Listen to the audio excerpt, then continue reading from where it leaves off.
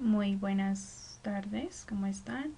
Mi nombre es Juliet Paipa, me encuentro desarrollando la ingeniería de sistemas para la materia métodos numéricos, en el cual les voy a hablar sobre regresión lineal. En este caso pues vamos a desarrollar una matriz. Estamos trabajando los ejercicios B con respecto a la guía del grupo 93. El primer paso es generar una matriz de coeficientes con un vector. Entonces en este caso vamos a asignarle de acuerdo a cómo se viene especificando. Primero que todo les voy a hablar que A la vamos a declarar como matriz coeficientes y B va a ser la columna de términos constantes, definiendo nuevas funciones, en el cual vamos a calcular las determinantes y la inversa de A para definirlas en el producto matriz y producto vector. En este caso, ¿qué hicimos? Primero, llamamos las librerías para poder trabajar las matrices. Vamos a declaramos la variable n5, que esto es lo que vamos a asignar a nuestra matriz, es decir, que nuestra matriz viene siendo de 5 por 5. Aquí con n es donde podemos también colocarle un 3 o un 4. A viene siendo la variable donde vamos a crear la matriz de forma dada y rellena con muestras aleatorias, es decir, que siempre va a estar cargando aleatoriamente. B son los vectores, lo hacemos con estas definiciones, por así decirlo, que sería también crear el vector de forma dada y rellena con muestras aleatorias. Alfa es una variable que vamos a declarar, como tal va a ser la multiplicación de 3 por n, en lo que decíamos que es lo que va a calcular como tal la determinante. Vamos a asignar a A de D que toda esta fórmula, la multiplicación entre las matrices, la matriz y el vector, se asigne en AD, pero con la finalidad de representar las matrices y los vectores, es decir, lo que multiplica. Seguidamente, pues, en este caso, pues como se pueden dar cuenta, sí, estamos imprimiendo la matriz A. Y aquí enseguida la matriz B, que viene siendo, los vectores. Es lo que nosotros creamos y esos son los valores que crea aleatoriamente con este código. Luego creamos un paso oculto, que es donde vamos a asignar una matriz A, un vector B para converger como prueba. En este caso únicamente como lo que ya explicamos es para determinar si obviamente nos va a salir que no converge.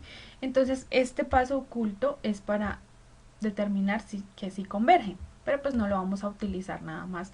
Lo que estamos haciendo aquí es como que este sería el nuevo código en lugar de este, ¿sí? Para que nos converja como tal el método.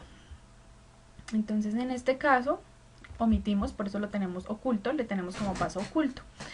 Nuestro paso 2 es encontrar una determinante. ¿Cómo lo hacemos? Pues primero que todo el método de cell tiene o no solución. Si la tiene es única, cuántas filas o columnas de una matriz se proporciona. Bastantes preguntas que tenemos que identificar. ¿Cómo lo hacemos? Pues vamos a multiplicarla por un factor. El determinante es 0. Si al multiplicarla el determinante es 0, cuando una fila o columna de una matriz se le sume o resta una combinación lineal de otras firmas o columnas, el valor del determinante igual se va a alterar. Entonces vamos a determinar si tiene o no solución. Entonces, según el desarrollo del ejercicio que ya vamos a ver, tener en cuenta si todos los términos o determinantes son de 0, tiene infinitas soluciones, pero si alguno de los otros determinantes no es 0 y no tiene solución, es decir, es suficiente con uno que solo determine si es distinto a 0 para que el sistema sea compatible y no exista solución. En este caso, pues es lo que vamos a ver, diferente de 0. Llamamos nuestro determinante.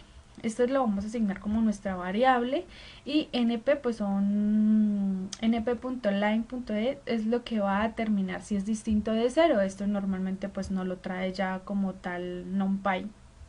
Es como tal una librería para nosotros poder trabajar o una variable ya que se llama para que él mismo realice su trabajo. Llamamos el determinante y podemos darnos cuenta que es diferente de 0 porque no está totalmente en 0. Es decir, que nos va a salir que no converge. En el paso 3 es donde vamos a determinar si la diagonal dominante de la matriz A y el vector es dominante, si los métodos descritos abajo convergen o no. Es decir, la matriz A no es diagonal estrictamente dominante porque tengamos en cuenta que 1 debe ser mayor a 0 más en un ponderado menos 1. No podemos aplicar esta condición suficiente a la convergencia si A es la matriz de n por n y estrictamente el dominante diagonal. Entonces A es singular, es invertible. Lo cual quiere decir que la matriz A no es diagonal estrictamente dominante porque tenemos un número mayor a 0 más menos 1. No podemos aplicar esta condición porque no convergería. Para saber si las iteraciones de Jacobi y Gauss-Seidel, que son los métodos que vamos a trabajar, se convergen a la solución del sistema, debemos aplicar la condición necesaria y suficiente. Es decir, que aquí tenemos nuestras dos opciones. Si es mayor a 0, si es diferente de 0. Aquí nos vamos a dar cuenta en el desarrollo. Tenemos que, primero que todo, vamos a comprobar si la matriz es diagonal dominante o no. Nosotros llamamos a n. Recuerdan que nosotros declaramos a n como el vector en B. B viene siendo pues el vector. Entonces nosotros estamos haciendo el llamado de las variables que ya asignamos. Asignamos un contador y asignamos un ciclo for para que inicie y pare de acuerdo en el rango. Entonces inicia y hace su recorrido en el rango parando en n, es decir, el vector. Aplicando la fórmula de los métodos, lo que hacemos es iniciar la matriz y verificar las filas y las columnas, es decir, encontrar la posición y sumar. Cuando una vez hacemos nuestro ciclo nuevamente, pero con las columnas, en este caso J, hacemos el mismo ciclo, el mismo rango y determinamos si I, es decir, si I es diferente de J, entonces realice la siguiente suma. Estamos aplicando ya la fórmula. De lo contrario, si la matriz es mayor a la suma, la matriz lo que dio es mayor a la suma de lo que se hizo, entonces compare y suma si la mayor determina o no. Aquí imprimimos si la fila I es diagonal determinante, si la fila I realiza su propio conteo. De lo contrario, si se inicia y no es diagonal determinante, porque lo vamos a verificar pues por filas. Entonces de lo contrario no es diagonal determinante, lo cual significa que el contador va siguiendo haciendo su ciclo con n.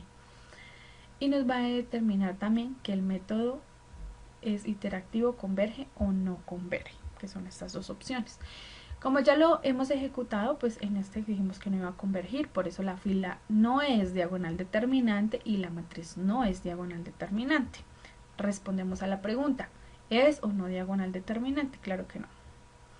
En el paso 4, el método de Jacobi, vamos a desarrollar el método de Jacobi, es un método como tal que es iterativo y consiste en usar fórmulas como iteración de punto fijo.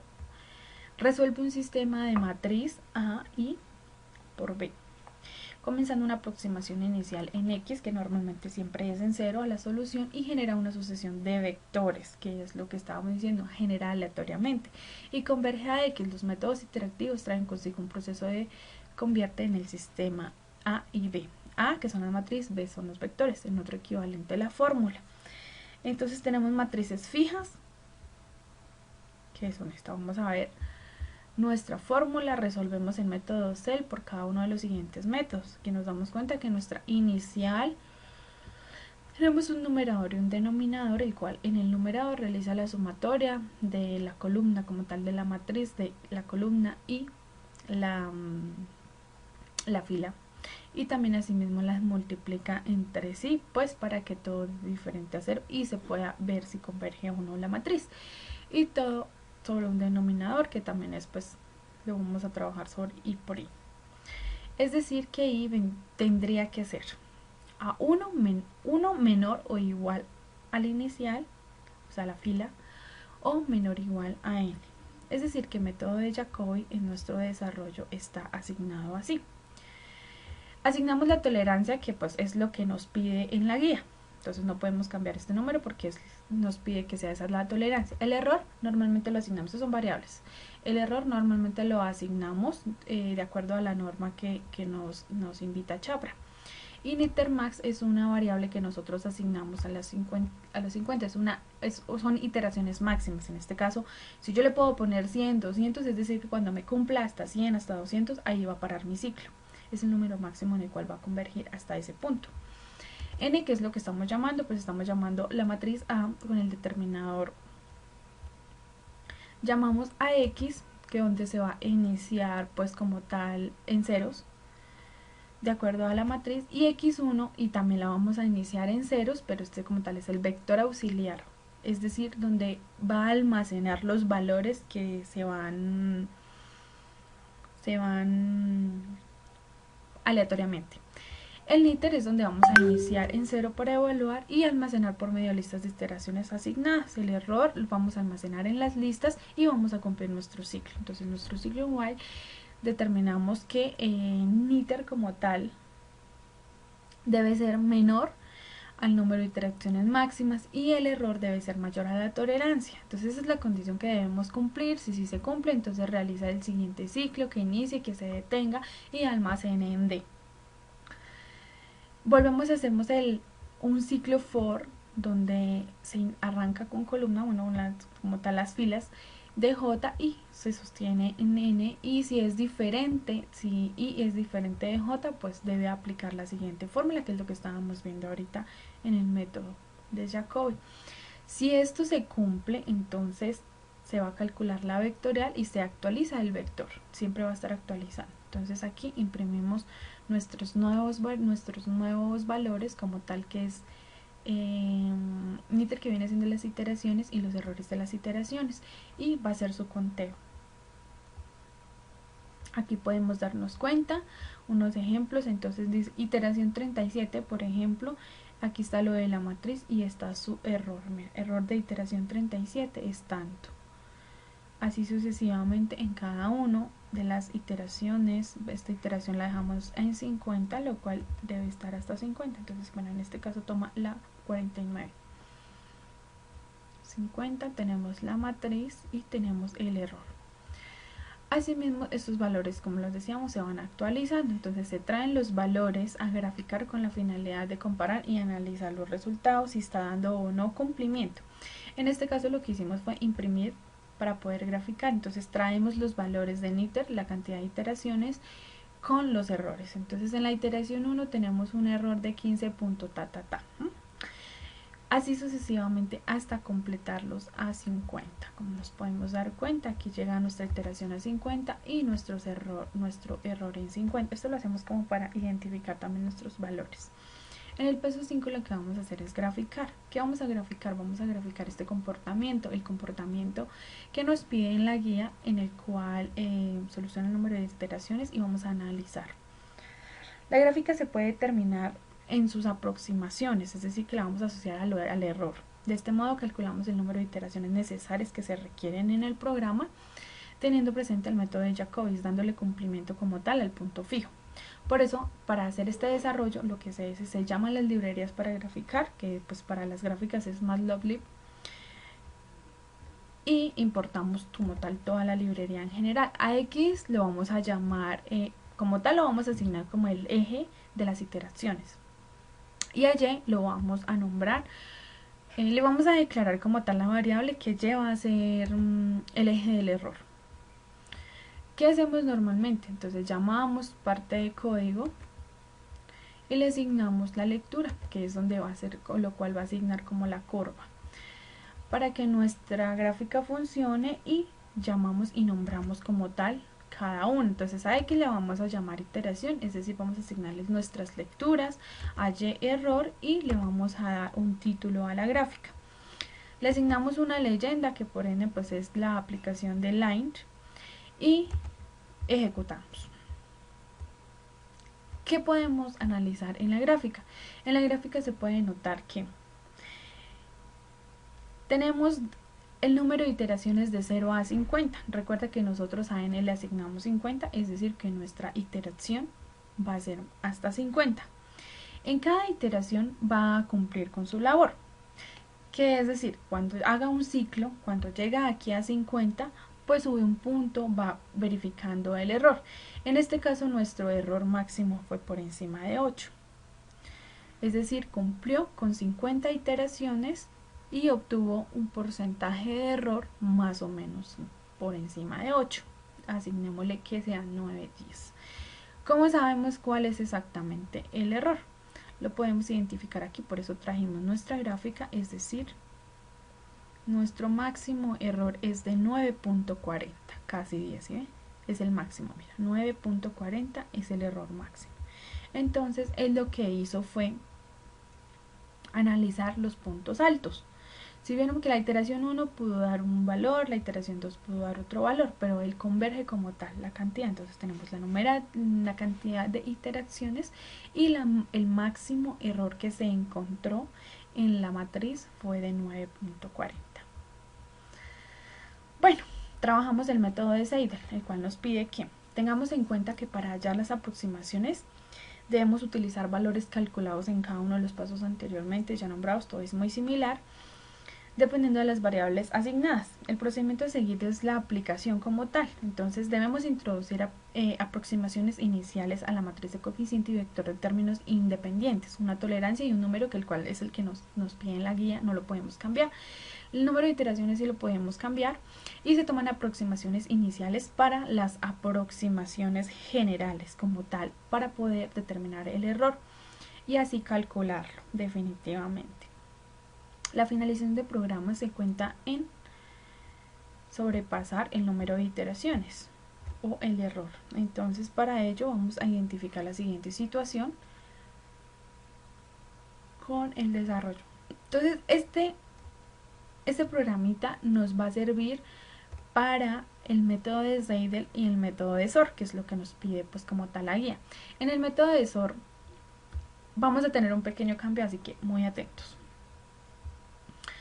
Nosotros lo vamos a definir SOR. ¿Listo? Nosotros vamos a llamar a la matriz y vamos a llamar al vector un número incógnito que vamos a asignar el número máximo de las iteraciones y omega. Omega como tal es lambda. Entonces vamos a definir como tal, hemos definido las variables iniciales. Nuevamente declaramos la variable en la matriz y iniciamos nuestro rango o recorrido en la matriz que se detenga en n, donde vamos a asignar en la variable dummy nuestra operación inicial en las filas o columnas. Lo mismo lo hacemos en el siguiente for. Es decir, aplicar las fórmulas que vimos anteriormente. Si aplica, pues desarrollamos nuestra fórmula en el vector. Si no, pues hacemos el siguiente ciclo en el rango y sumamos el vector. Entonces, en la variable suma se va a asignar el vector B, se va a asignar el vector de la columna o fila, dependiendo. En este caso la hemos llamado bueno, en este caso sería y columna. Es decir, que siempre va a estar haciendo un recorrido y se va a detener cuando llegue. Asignando, es decir, que vamos a hacer como también una comparación. Si I es diferente de J, entonces si la columna o la fila son diferentes, entonces realice la siguiente suma, la fórmula de Gauss. Si es así, pues entonces asigne. Si la iteración es igual a 1, ojo acá, si la iteración es igual a 1, cambia nuestro proceso, es decir que este es un programita, esto sería como tal el método de SOR, ¿sí? Que cuando llamemos a 1, entonces aplique esto. Entonces en este caso, recuerden, no olviden este pedacito. La iteración si es igual a 1, si la iteración fuera 0, pues entonces se cumple la de SOR, si fuera 1, pues se cumple la siguiente. Es decir, nuevamente hacemos un nuevo ciclo que detiene cuando el número de iteraciones sea menor o igual a la matriz y la iteración máxima mayor a la tolerancia. Entonces la variable siempre debe ser igual a 1, entonces que cumple o asigna la reciente. Asigna el valor antiguo al reciente, es decir, estamos actualizando la matriz como tal. Realizamos el ciclo del rango donde I sea diferente a J, asigna nuevamente pues la operación. Si sí converge con no converge, bueno, la variable es igual a 1 y diferente, creo que realiza la siguiente operación. ¿Sí? Aquí lo vamos a trabajar con 100, por ejemplo, podría ser, o con 50, aquí podríamos modificar. Se vale aclarar cuando omega, lo que hablábamos aquí, por ejemplo, cuando omega sea 1, vamos a obtener el método de Gauss, y cuando omega sea 0, se llama el método de SOR, lo que yo les decía. Entonces, cuando esto sea 0, lo que vamos a obtener es el método de SOR. Cuando sea igual a 1, en omega vamos a obtener el método de Seidel. Bueno, aquí cumplimos nuestras condiciones. Una vez cumplido, pues tenemos claro que el número de iteraciones debe ser igual a 1.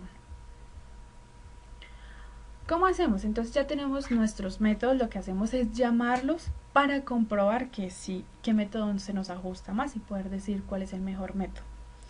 En este caso, llamar a Gauss-Seidel, al método Gauss-Seidel, teniendo presente el desarrollo anterior, y asignamos la variable centinela cumpliendo las condiciones respetadas con la fórmula que anteriormente vimos.